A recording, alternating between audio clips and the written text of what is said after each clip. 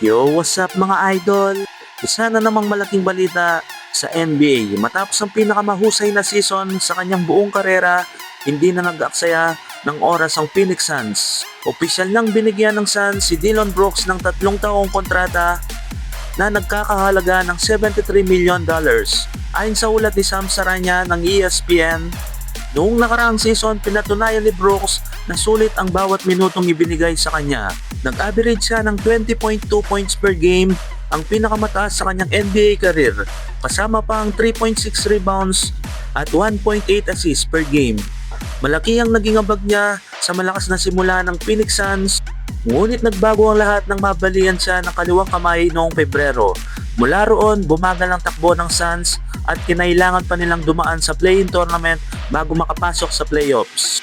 Bagamat nalampasan nila ang Golden State Warriors sa play-in tournament, hindi nila kinaya ang Oklahoma City Thunder at tuluyang na-sweep sa unang round.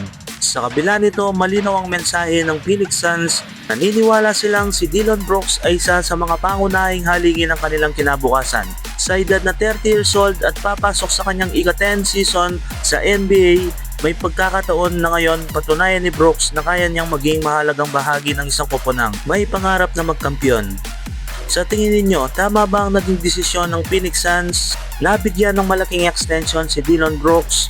Sulit ba ang $73 million o masyadong malaki ang binayad sa kanya? Sa kabila ng lahat ng pagdududa at mga injury na kanyang pinagdaanan, mukhang handang-handa nang bumalik si Joel Embiid para sa 2026-2027 NBA season. Sa pinakahuling larawan na ibinahagi niya sa social media, makikitang todo ensayo ang Sixers superstar kasamang rookie sensation na si BJ Edgecomb.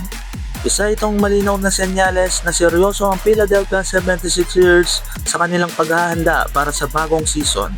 Hindi lang ito simpleng workout, isa itong mensahe sa buong NBA na nagsimula na ang misyon ng Philadelphia sa pagsasama nina Embiid, LeBron James, Tyrese Maxey, Jaylen Brown at BJ Edgecomb. Unti-unti nang nabubuo ang inaasam na super team ng Sixers. Kung mananatiling malusog si Joel Embiid, marami ang naniniwalang isa ang Philadelphia sa pinakamalakas na kandidato para sa kampyonato ngayong 2026-2027 season. Ang tanong ngayon mga idol, sapat na ba ang kanilang bagong roster upang wakasan ang paghihintay ng Sixers sa isa pang NBA championship? O magiging 100% na kaya si Joel Embiid ngayong NBA season? O tutulungan kaya ni Joel Embiid si LeBron James na manalo ng ika-5 NBA championship? Kayo mga idol, ano ang opinion ninyo dito mga idol? I-comment sa ibaba mga idol at maraming salamat po mga idol.